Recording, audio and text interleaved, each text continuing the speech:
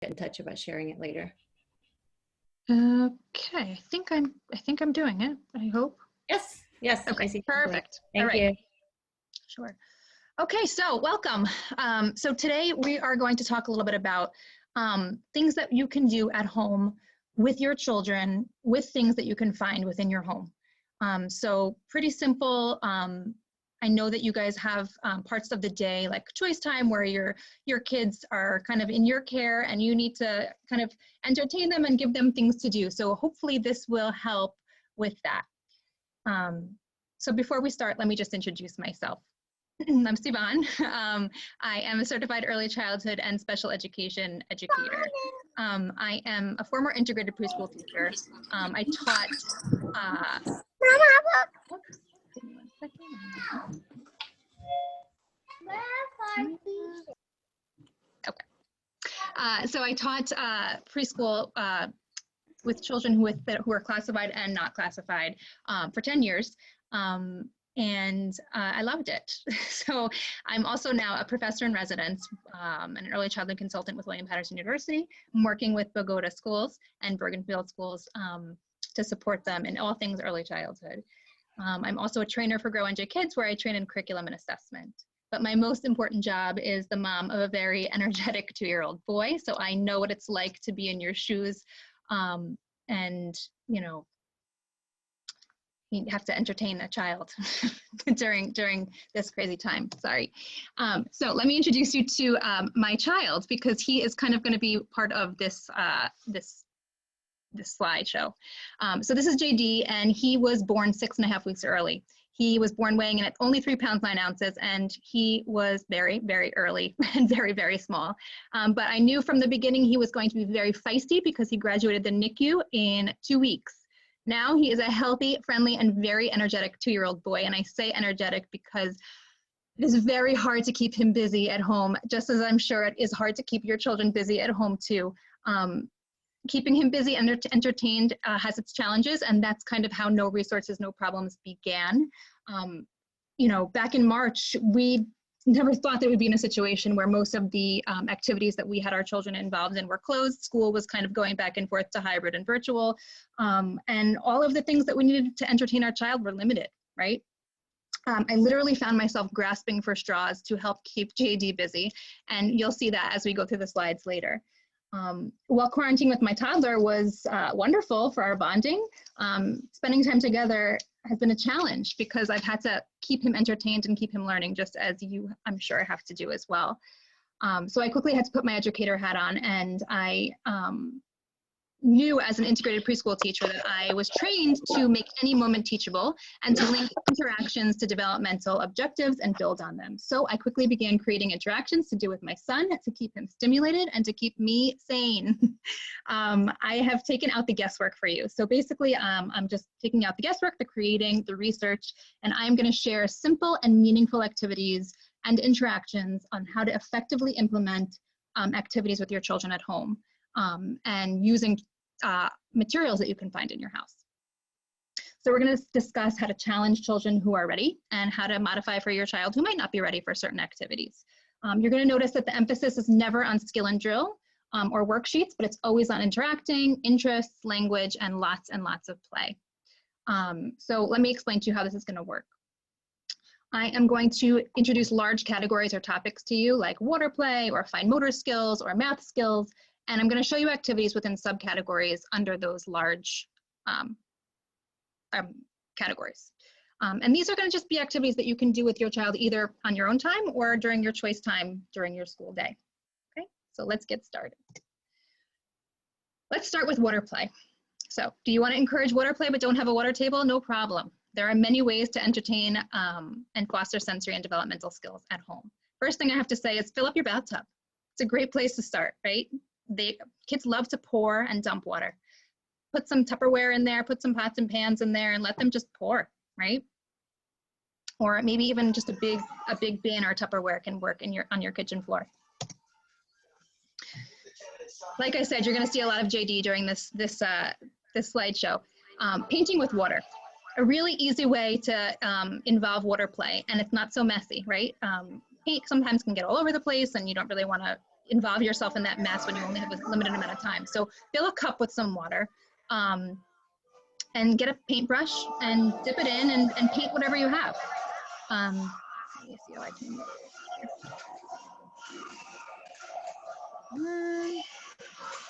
Hold on. Okay. So basically they're learning creativity, imagination, attending and engaging. And all you need to do is have a paintbrush, spray bottle maybe. If you don't have a paintbrush or a spray bottle, get a leaf outside, maybe a watering can, use some Q-tips, maybe some cotton balls. You can use a variety of things to dip in water and paint the walls, paint your toys, paint your floor, paint the deck, paint the patio, whatever it is. And they can actually just use the paintbrush and water to play with water and paint. What's happening here? Okay. So if you need a challenge, that's okay. If your child is ready to work on their letters, numbers, and shape recognition, great. This you're going to see is outdoors. If you can get outdoors, awesome. If not, you can do it, you know, inside on either a chalkboard or on a piece of paper, but write letters, numbers, or shapes on the ground with chalk. And then call them out one by one, encouraging your child to use a paintbrush dipped in water or a hose or a spray bottle to erase them away. Okay, so I'm going to show you what that means real quick. Give me 1 second. Hold on. No, that's not what I wanted. Here we go. That's the way. Okay, find number 3. Yes, that is it. That's number 3. Wash it away.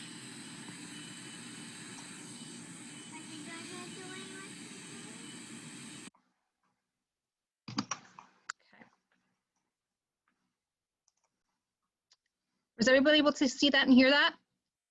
Okay, so again, it's, you know, simply just writing a number, writing a few numbers, writing a few letters, writing a few shapes that your child might be working on, and take a paintbrush or a hose or a spray bottle that you can find. They have them at the dollar store. Fill it up with water and have them squirt and erase away what it is that you've asked them to do. Okay, give me a second. I'll get back to my PowerPoint.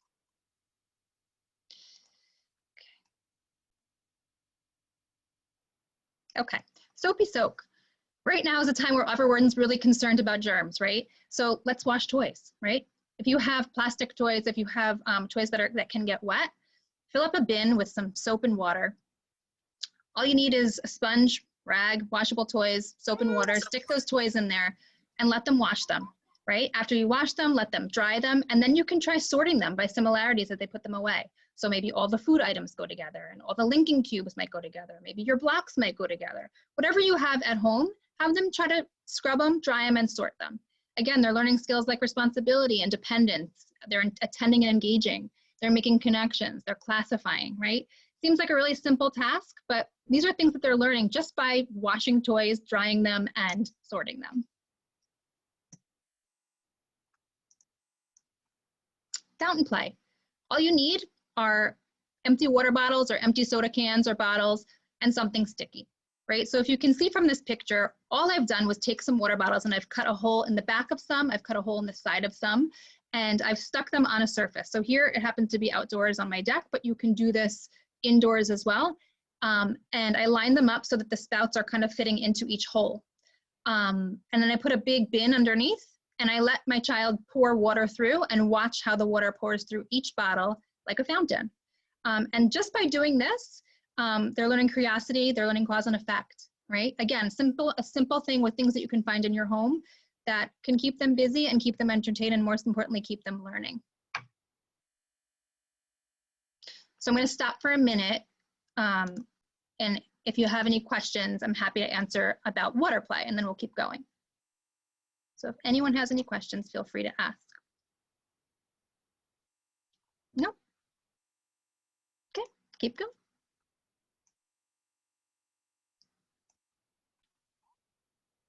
Okay. That is not where I wanted to be. Okay. So playing within our environment. If you're running out of ideas, you're running out of materials, you're running out of resources, and most importantly, you're running out of patience, no problem. Go outside and use your ever-changing weather to your advantage. So the first thing I always hear is, oh my goodness, it's raining out. I have to be inside with my children all day. What am I gonna do to entertain them? I say, go outside and embrace the rain. Don't be afraid to get a little wet. Just by going outside and playing, you could be working on gross motor skills, cause and effect, science skills, language, distance, direction, right? There's so many things that you can do just by going outside and playing in the rain. And don't worry, you can dry off when you get back in. Stomp in puddles, explore how high puddles will splash. Observe a stick or a leaf floating in the water towards a sewer drain. Catch raindrops in your mouth, as my child does, or in a bucket, and see how long it takes to fill it up. Search for earthworms. There's so many things that you can do outside on a rainy day that can really promote some really great learning and teachable moments, rather than sitting inside wondering what to do. So let me show you. Here are a few pictures of some things that my child was doing in the rain and that your children can do in the rain. And I'm gonna just show you some prompts on how you can discuss it. So in the first picture, there's a leaf that's in a puddle and it's kind of going down towards a sewer drain. So you can ask questions like, does this leaf move fast or slow? Which way is it moving? We can test if the leaf will move faster or the stick will move faster. I wonder where all the water is going, right? This is promoting lots of language, it's promoting curiosity, it's promoting, you know, even science skills, okay? The next picture is a picture of an earthworm, right? We found lots of earthworms when it rains. So we can ask questions like, we can watch how the earthworm moves across the ground. Can you think of another animal that moves the same way? And that can prompt discussion and language about other animals that might slither on their bellies. What do you think the worm eats? What does he feel like? If you're brave enough, pick them up. Earthworms don't bite. You can pick them up and you know, feel them. You can use a stick to pick them up if you don't want to, but it's a nice way to explore science. And the last picture is just, you know, stomping in puddles. Nothing better than that. So what happens to puddles when you stomp hard or soft, fast or slow? Can you make a big or small splash with your feet? And can you try to catch raindrops in your hand or in your mouth, right? Simple things that you can do outside that prompt all of this language and all of this curiosity. Mud kitchen. Playing with mud, good old-fashioned mud pies, right? Just by playing in the mud, language, attending and engaging, cognitive skills, pretend play, symbolic thinking, science, mathematics, all of these wonderful things that your child might be learning just by playing in mud. And I know it's tough, like to get past the, oh my God, we're gonna be filthy, but it's okay. Throw them in the bath when they get back inside, or, you know, if it's nice out, hose them down, no big deal. All you need is some pots and pans, maybe some cups, spoons, measuring cups, basters, anything you have in your kitchen that you don't mind getting a little dirty. Dirt, water, grass, flowers, rocks, right? All you need to do is gather kitchen utensils, encourage your child to mix dirt and water and grass and rocks and flowers. Maybe encourage them to add more dirt or more water to change the texture, right? Maybe you want to play with them by pretending to cook something using the language skills like pour or mix or stir or sprinkle, right? Just by doing this, my son was starting to pretend to cook pancakes and French toast and using words like sprinkle and, you know, ingredients like salt and cinnamon and pepper and things that, you know, we just talked about while we were playing. My son actually has a mud kitchen that his grandpa built him. He's a very handy guy. But before we had a mud kitchen, we literally just took a bucket of mud and water and dirt and mixed it together and did the trick. We didn't really need the kitchen. So I'll show you what that looks like.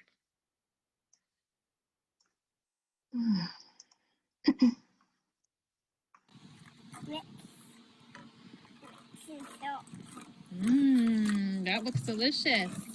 What are you making? Making French toast. You're making French toast? What were your ingredients? What'd you put inside? Huh? Did you use salt?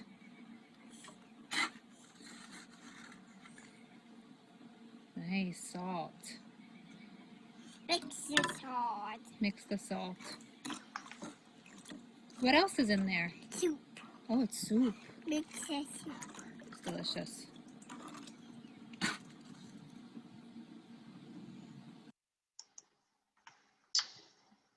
Okay. So again, like I said, my child's a little bit younger, he's 2, so he's not preschool age yet, but that language that you can build just by pretending to cook and mix and stir really can get those language development going, and again, cause and effect. You're working on all of these different skills, okay? Pretend, play.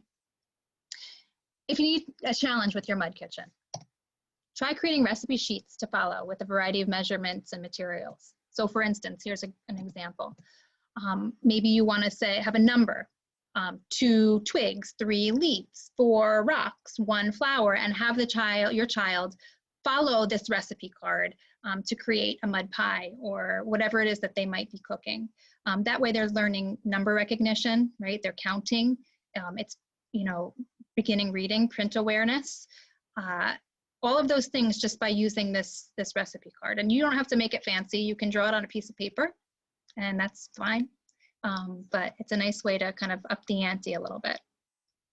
And I did want to show you this picture all the way on the end. That was what our mud kitchen looked like before we even started. It was, honestly, I'll be very honest with you, our gutter was broken and it was dripping a lot of water into a big pot where I used to have flowers, and that started our mud exploration. So don't be scared to get a little dirty. There's a lot your children can learn just by playing in the mud. Nature art with loose parts. All you need are sticks, leaves, buds, flowers, and a surface to work on. Now's a great time because the leaves are falling, so it's a great time to collect acorns and leaves and different buds that might be falling off the trees. Just by doing this, you're fostering creativity. You're getting them to explore nature and your environment. They're starting to learn about inventive thinking, and they're attending to a task for a long period of time, which is really nice. You need to collect the sticks, the leaves, the flowers, and the buds from outside, and then your child can create a tree with the sticks, however they want. However many branches they'd like to add to it, that's great.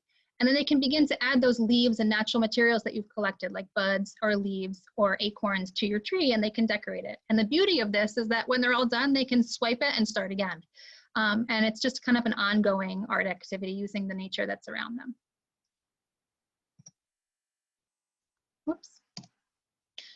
Again, a great thing to do right now since the leaves are starting to fall off the trees, leaf matching. All you need is a variety of leaves, 2 of each type, scissors, and a surface to work on. Basically, you're going to place 1 leaf down on the surface and encourage your child to make a match based on the physical attributes. So the same color or the same texture or the same shape, right? And just by doing this, they're learning science skills. They're learning to attend. They're learning to sort. They're learning matching, symmetry, fractions, and making connections. This is a really nice thing to do in the fall.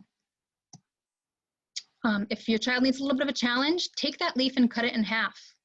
And place 1 side of the leaf on a surface and encourage your child to identify the other half of the leaf and create the whole leaf by matching them.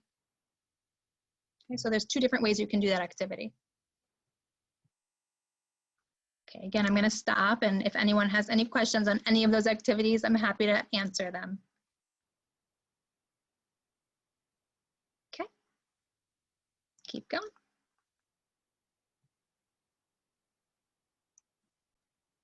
So here's another one that's really easy to do at home, a rock exploration, right? Try a rock exploration for multiple days. This builds on your child's interest and excitement by encouraging them to attend and revisit the same topic or material over and over again.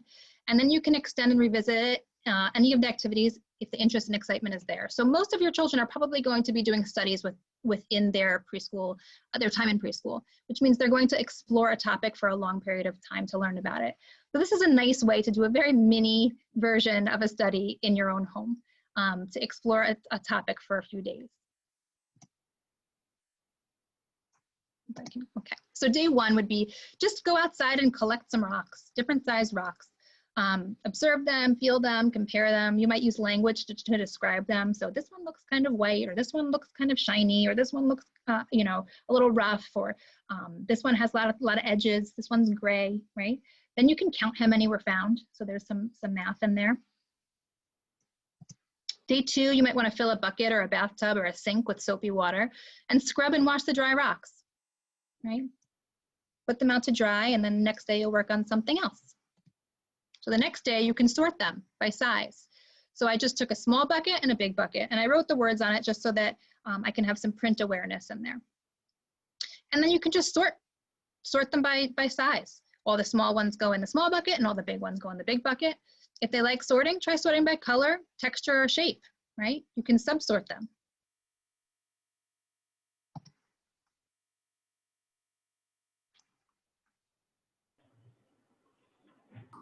Small. Oops.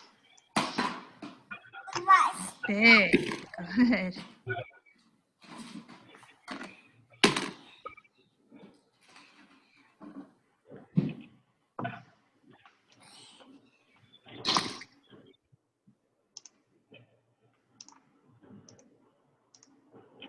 Again, so it's going to look a little different for a 2-year-old than it would for a preschooler, but same concept, right? You're going to sort them. You're going to have them talk about, are you putting the big rock in the big container or the small rock in the small container? And then subsort them by color or texture. And on the 4th day, get some art in there, creativity in there. Have them paint the rocks, right? Try to keep some for a collection, and every time you go for a walk, maybe outside, you can collect some more and add it to the collection, and they can sort them all over again and choose the rocks that they want to paint and choose the ones that they want to sort. But this keeps them going for multiple days with the same activity.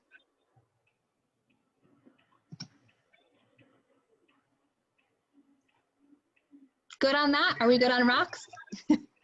A simple thing. I mean, it's, you know, and again, if you don't live in an area where there are rocks, when you can collect other things that you might find in your neighborhood. Maybe you have a whole lot of trees in your neighborhood that are dropping leaves. Try leaves. Maybe you have acorns that are dropping. Try those. Whatever it is that you may find in your neighborhood that you can collect, I think it's a great idea. I recently became a fan of rock stacking. It's really like meditating, honestly, just trying to stack them up and balance them. And, you know, when I was in the classroom, I always had a collection of rocks because you don't really have to tell kids what to do with them. You know, you can encourage and point them in certain directions, but they certainly can keep busy that way. You know, add sticks and make a balance, and yeah, so I enjoy the rock stuff. Just wanted to add that. Absolutely. Yeah. Again, you could, like Kathleen said, you can build with them, right? There's a whole block aspect that you can do with the rocks. And again, that pretend play aspect of that mud kitchen, you want to bring the rocks inside and pretend like you're cooking, right?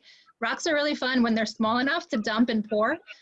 So have them fill up different containers and have them pour them, maybe mixing them while you're cooking dinner and you need them to be quiet for a little while and contained. How about you give them some rocks and some cups and maybe some spoons, and they can pretend like they're cooking just like you are.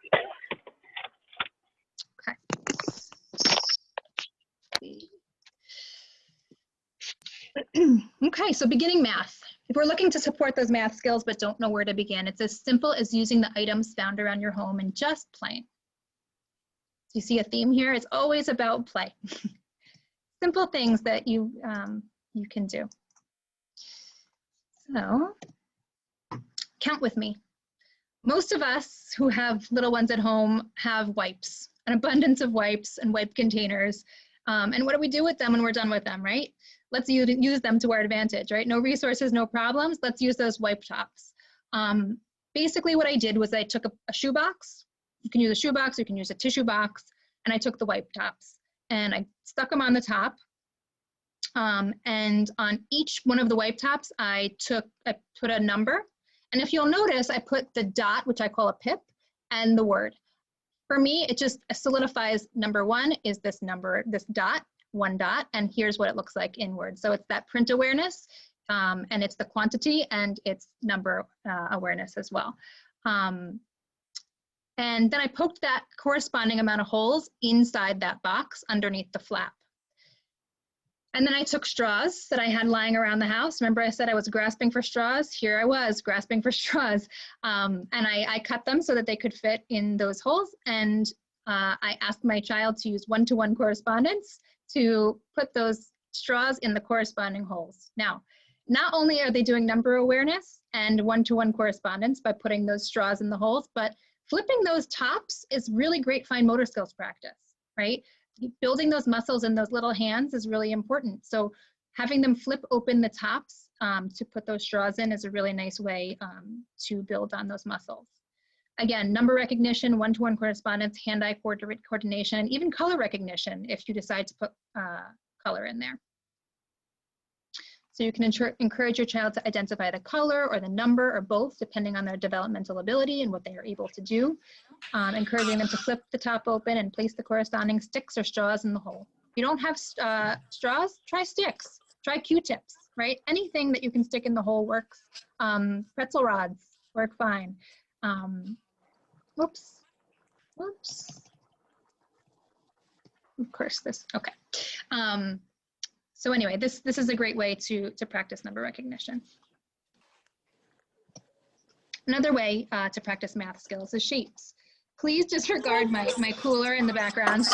This is a real mom just trying to get by. So you know, I'm not filtered here. I'm sharing with you how I survived all of this in a teachable way. So basically what I did was I took tape and I made shapes on my sliding glass door, and we were practicing rectangles and triangles that day. You don't have a sliding glass door, use the floor. You don't have the floor that you have space, use the wall. Any surface you have, utilize it. This just happened to be a central location for me, so it worked really well. So I made a rectangle, I made a triangle. Rectangle keda te triangle keda. Oops. Triangle keda. Like. Hold on. Let's try to find this meat. Square. Here. Where's that? Can't find it. Try, if you can mute yourself, that would be great.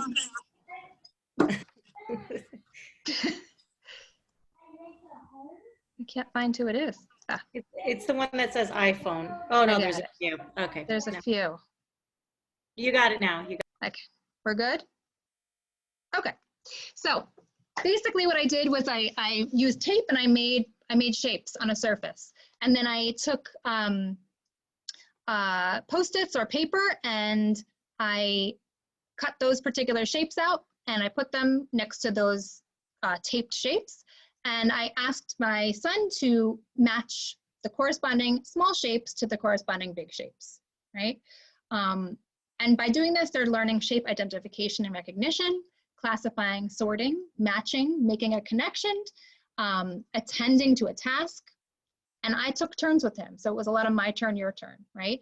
If your children are in a virtual model of learning right now, there's not a lot of turn taking. So it's a great opportunity for you to say, okay, my turn, I'm gonna start with the square or the rectangle. Okay, your turn, what are you gonna choose next? Now it's my turn again. So you're not only practicing all of these math skills, but you're also practicing social and emotional learning as well.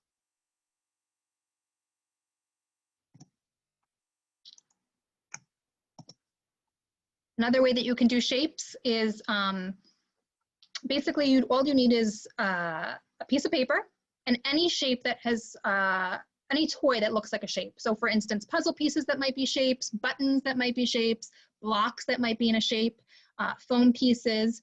And what I did was I just traced them on a piece of paper and then gave my child those particular materials to match the shape using those shape words. So here's the triangle button. Can you find the triangle on the piece of paper? And he was able to match it. I'll show you what that looks like.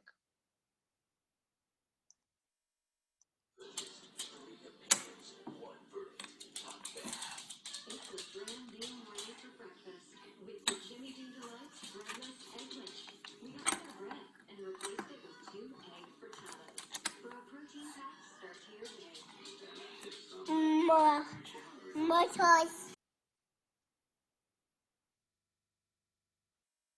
Again, just another way that you can practice shapes. That brings us to matching, right? Matching is a great way to practice sorting, classifying, beginning patterns, creating a pair, making connections, and attending and engaging. All you need are shoes, right? Everyone has shoes in the house. So get a few pairs of shoes and line up one of those shoes in a line next to each other. So take one of each pair and line them in a line. And then take the rest of those shoes, that matching pair, and put them in a pile. And ask your child to find the match. Basically, they're learning how to make a pair. This you can utilize when you're doing laundry. So you might want to get all the socks and put them all out and have your child find a pair, right? Make a match. That way they're helping you, but they're also learning as well. I'll show you what that looks like. Find the match. Where does the blue shoe go? Good job. Where does the black shoe go? Good job. Where does the slipper go?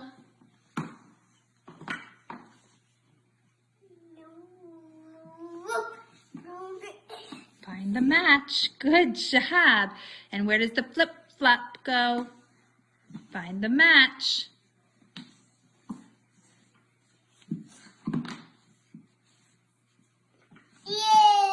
That's great. Flip-flop flea, you found it. So again, they're learning those matching. They're learning creating a pattern, creating a pair. They're making a connection. They're attending and engaging. But also you can do taking turns there too. So you're slipping in that social emotional learning of turn taking. My turn, I'm going to have a turn to match the shoe. Now it's your turn to match the shoe. Okay. Again, also when you're doing laundry, it's a great way to involve them. Find the match. Oops. Same thing goes with utensils. I'm not going to show you the YouTube video just because of time, but line up a spoon, a big spoon, a little spoon, a fork, any utensil you have, and encourage your child to find the match. When you're putting away dishes, after you wash dishes, maybe you want to put them away, that's finding the match, and that's helpful to you. So, and they're learning responsibility, right? And they're engaged in something that you do every day within your home. So that's another way to do it. Let's talk about patterning, right? We can use paper towel tubes or toilet paper tubes to pattern, right? This was something that we all needed to find constantly for so long, and I'm sure we have now, most of us hopefully have a stock of toilet paper. And so what do we do with all those tubes, right? Let's utilize them. No resources, no problem, right? We just need empty paper tubes, maybe some colored tape or markers, and a stick of any kind. So what I did was I used tape, but you don't have to, you can use markers just fine. Take a tube, make a very basic pattern, right? Draw blue, red, right? And then you take another tube and you cut smaller rings in those particular colors and encourage them to use the larger one as a model and create the pattern with the rings, okay? I used a paper towel rod for that, but you can use really whatever you have in the house to create a pattern. Mystery box. Mystery box is going to help children with their cognitive skills, with their language, with their curiosity and motivation, and with their matching, right? All you need is a tissue box and a cloth with a slit, to cut a slit into, maybe some rubber bands or glue to keep it steady or sturdy, and some familiar items or toys, and then pictures of those items. So again, please don't judge me on my dirty cloth that I used. It was an old washcloth. But again, just a mom trying to make it work. I had a box, a tissue box, and I put the cloth over it. I cut a slit in it, and I put some rubber bands on to keep it sturdy. I took a pom-pom, a car, and a fork. I printed out pictures of it. If you don't have time to print, you can draw. I could have easily drawn a yellow car, a yellow fork, and a yellow circle on a piece of paper. I put one item in the box at a time, and I showed my child the picture of the item. And then I encouraged him to feel inside the box, to guess what the item was inside, using the picture as the guide. So what do you think it is? How does it feel? So he had to use a sense of touch. He had to use his language to describe the item. What do you think it is? If your child is not developmentally ready yet to use that language or to do that, that's fine. My child was not, so we did this. Hand in.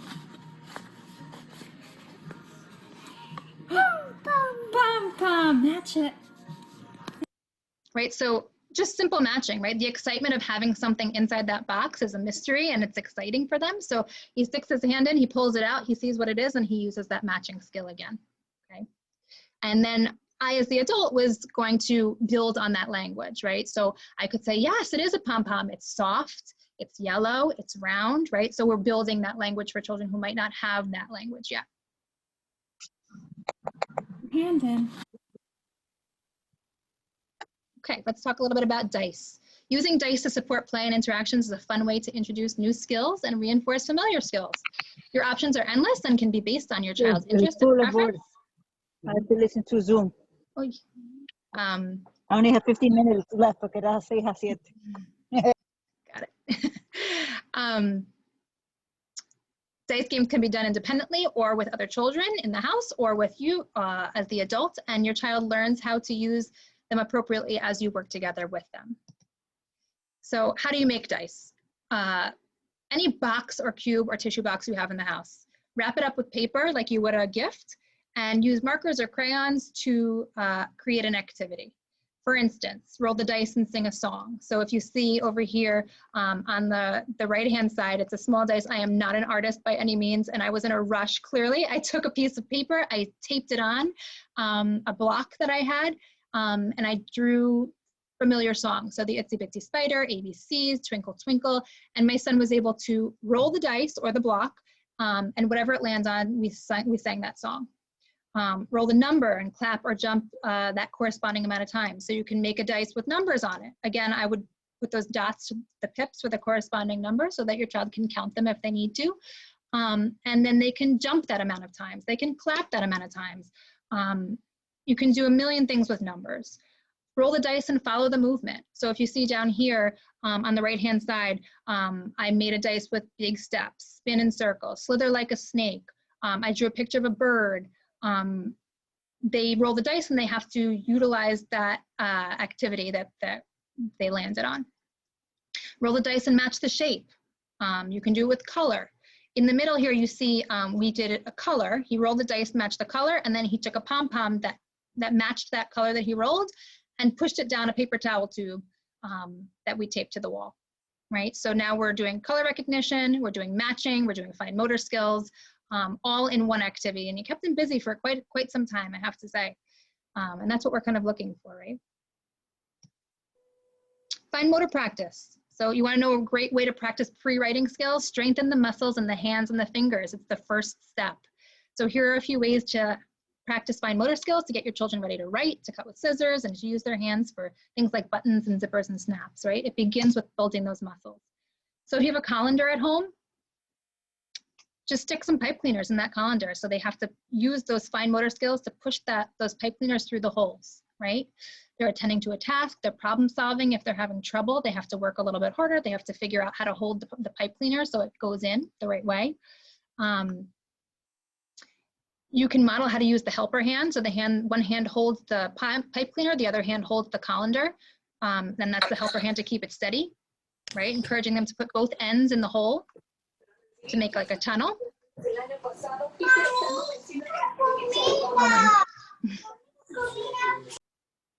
Okay. And then when you're finished the activity, the colander can be a really fun hat, or you can use it for pretend play when you're cooking again. So the question might be, what if you don't have pipe cleaners? Not a problem. A lot of us have those sippy cup cleaners or those bottle flexible cleaners at home that kind of bend so you can wash the straws. They come with almost all of the water bottles or bottles that you buy. You can use those as pipe cleaners. Stick those in, they bend, they're flexible, they're thin enough to go right through those holes. Or flowers and flower stems. Go outside and get some leaves or flowers that have stems and stick those in, and now you have a beautiful bouquet.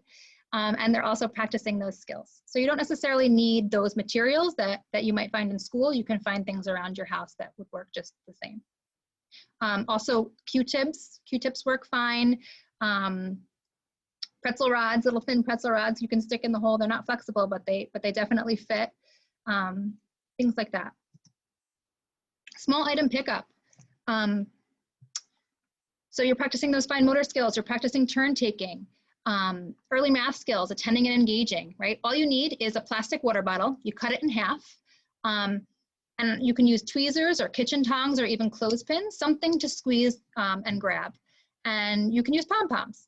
You don't have pom-poms? Fine. Cotton balls, rolled up tissue into a ball, dried beans, all work fine as well. Encourage your child to pick up the pom-poms or the small object with the tweezers and drop them into the water bottle hole on the top. Okay.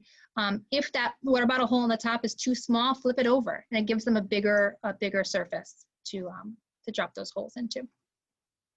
Truth be told, my son was very frustrated with this because his fine motor skills were not there yet. So he simply just used his fingers to pick up the small objects and place them in the water bottle. And that works fine too. That's a great place to start. And then later on, you can work towards using those tweezers. We're gonna skip this video for now. Another thing you might have around the house is those fruit pouch purees or yogurt puree pouches. Let's utilize them, right? Like we don't need to just throw them out. We can utilize them to help your children learn. So all you need is a small box. Cut off that spout where your child might, eat the yogurt. Clean it out nicely, and then stick it into that box, right? Stick a hole in the box and stick it in, and all you need to do is just have them try to twist it open and twist it closed, right? That's really working those fine motor hand muscles right there. Gonna stop for a minute. Are we good on that? Does anyone have any questions? All stuff, again, you find inside your house that you might throw out, but now you can use them to help your child work on their skills. Okay, let's keep going. Okay. So social emotional learning. Social emotional development and learning helps to build a solid foundation for children's sense of self and their interactions with others. This could be an entire PowerPoint presentation on its own, but we're going to just look into a few things because right now, look, the truth is your children are going back and forth between whether it's a virtual model or hybrid model, and it's not consistent, right? And so they need to learn that social emotional learning from school, from the teachers, but also from home. And so here are a few things that you can do with your child to kind of solidify what those teachers are working so hard to do and doing so well with your children, and you can do with them as well. So basic emotions, right? Identifying and labeling basic feelings and emotions, identifying and labeling parts of the face, right? These are all skills that children need to learn before they actually know how to do. So all you need is toilet paper tubes, crayons or markers, paper towel rod, or a popsicle stick, or a pretzel rod, or rhythm stick, something that you can, again, put the rings on. So first thing that I would do is I would start embedding the vocabulary of basic feelings and emotions in your everyday interactions. Oh, it looks like you're really feeling happy today. I see you're smiling. Oh, yay, I see that you're feeling a little sad. Your head is down, or I see some tears coming out of your eyes. You look very sad. Or maybe if your child is frustrated and maybe screaming or even tantruming, right? Oh my goodness, you look really frustrated. You look really mad, right? Giving words to those feelings is a really great way to start. Then you point out basic feelings in familiar books too. So if you're reading a book, you might say, oh, they look really, really happy. Why do you think so? Or how do you think it made her feel when this and that happened, right? So when you're reading regular books throughout your day or at night before bed, point out the feelings or emotions that you might notice. And then you can create pictures of basic emotions and try to copy them in the mirror using the appropriate vocabulary. Hey, can you find the picture that looks mad? Let's try to make that face. Hey, can you find the picture that looks happy? Let's try to make that face. And you can use a mirror because kids love to look at themselves. And then I cut toilet paper tubes into 3 different parts. And I drew eyes on one part, a nose on another part, and a mouth on another part. Different emotions, right? A smiling face, a sad face, so on and so forth. And you can create your own emotions person, right? It's another way to just do an interactive social emotional learning. Similar type of thing with bottle caps, right? Water bottle caps or milk caps, or flat stones if you find them, and a paper plate, and have children create a person. Talk about the emotion that they created. Self-regulation. So self-regulation is a really hard concept for children, and in the beginning they need a lot of our guidance and they need a lot of our help to regulate their own emotions. And to help keep them kind of on target with how they feel. But before they do that, they need to be able to understand how to just regulate their actions. And to do that, you can do freeze dance, right? Freeze dance is a great way to practice self-regulation. So play some music and remind your child that when the music stops, they have to freeze, right? That's self-regulation. Or bop and stop, right? Bop and stop is a great way to do it. You bop on an item, whether it's a medicine ball or their lap or a table or the floor, and when they're done bopping, they have to put their hands up. So I'm just going to show you briefly what that looks like.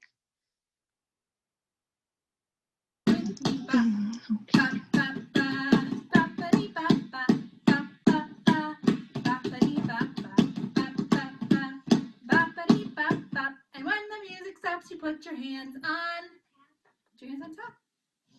Good. Again, please don't mind my singing voice, and it's just me trying to get by, right? Just like all of us. Again, bopping and stopping, a great way for self-regulation skills. And that leads eventually to regulating their emotions when they're upset or when they're frustrated, but we have to start somewhere. So that's a great way to do it. I know we only have a few minutes left, so I'm gonna try to go through this as quickly as I can.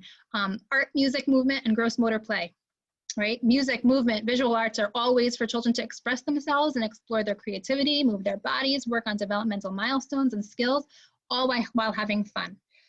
And you might say, hey, what do I do? I don't have the materials that you might have at school in my house. How can I do this? So I'm going to show you how. Okay, you might say, I don't have an easel. How am I going to get my child to paint on an easel, right? Most of us order pizza, right? I admit that I order it way more than I should. And when I do, I save the boxes. And if you put them backwards, fold them in half inside out, you take a piece of paper, paste it on, and you encourage your child to paint, and that is their easel, right? You can use this for writing as well. And this helps them practice naturally crossing their midsection, their midline, hand-eye coordination, attending and engaging, exploring creativity, thinking symbolically, right? You don't have a paintbrush? No problem. Q-tips, cotton balls, sponges, leaves that you find outside make a great paintbrush, sticks, and paint and paper. That's all you need. Foil drawing. If your child is tired of drawing on paper, right? Try a different medium. Put foil on a baking sheet and encourage them to draw with markers or crayons and see how it looks different, how it feels different. Does it wipe off? Does it not wipe off, right? They're learning creativity, sensory, cause and effect, curiosity. And when you ask them to try to explain it, they're learning language as well. Stencils, right? You can make them with things that you find around your house. There are those paper towel rolls again. You can utilize them and cut them into shapes or squeeze them into different shapes and use them as stamps. You can make them into flowers by cutting fringes in them. Sponges that you might have around the house, you can cut those into shapes and encourage children to dip them in paint and use them as stamps, right? Again, creativity, cause and effect, shape recognition, color recognition, just different ways that you can promote that creativity during that choice time. Musical pots and pans. You might say, I don't have musical instruments at home. What am I going to do to promote music? Get some of those pots and pans and a bunch of sticks or spoons and encourage your child to make a band. It can be a little noisy, but it's not going to be long. I brought it outside. I tied it on a fence and I let my child have at it. You can play along to their favorite songs or to their favorite rhymes or whatever it is that you can play something on the radio and have them play along with it. Scarf dancing. So scarf dancing helps children follow directions, positional words, gross motor skills, throwing and catching, balancing, rhythm, and language. If you don't have scarves at home, that's fine. Dish towels work fine, winter scarves, basically any fabric you have works fine. A plastic tablecloth, cut it into strips, no problem. Put on your favorite music, grab your fabric and move your body. Move the scarves up and down, on top, below, throwing and catching, and have fun. Oops. I'm gonna skip the video because we're short on time, although it's really cute. Balancing, gross motor, attending, engaging, and following directions. There's so many ways that you can practice balancing. Go outside and balance on a crack in the road, right? Oh, be safe about it, like on the sidewalk would be the best bet, obviously, or on a curb, right, on your driveway. Put some tape on your kitchen floor and have your child walk across it. Put pillows down across the floor and have your child jump across it, right? Straddle or walk across the curb. It's a nice way to practice your balancing. If you need a challenge, that's okay. Jump over a step or a ledge or an object. Try the nursery rhyme, Jack be nimble, Jack be quick, Jack jump over the candlestick, using big or small objects, right? Try balancing on one foot or hopping on one foot, or try walking backwards on a line or on a beam, right? Your child needs a challenge.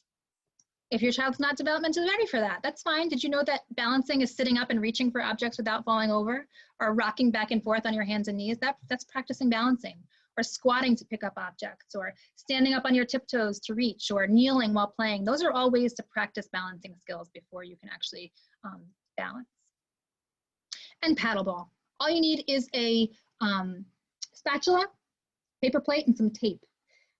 Basically just tape that plate to the spatula, maybe tie a balloon to the spatula with enough slack in the string, and model how to use the paddle to hit and bounce the balloon, right? You need a challenge, remove that string and let the balloon loose, and encourage your child to pass it back and forth. This is gonna work on gross motor, hand-eye coordination, crossing the midline, and attending and engaging. And that is no resources, no problem. When in doubt, look around your home. There is likely something that you can use to entertain and, most importantly, teach your child. Take the pressure off yourself and remember that playing, talking, interacting, and reading is the most important part. You are doing a wonderful job already, but most importantly, have fun with your children on that choice time. If you have Instagram, feel free to follow me. I have a handle that's called the Play at Home Mom, and I post a lot of these resources and activities when I do them, and you can utilize them whenever you want. And that is that. Any questions? I thank you so much for joining us tonight.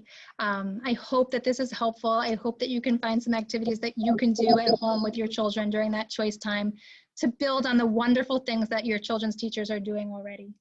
And hang in there, you guys are doing great. Thank you so much. Sure. Thank you. Thank you, Sivan. Thank you, everybody, for coming tonight. Have a wonderful night. Thank you. Thank you for sharing. These activities were wonderful. Great, thank you.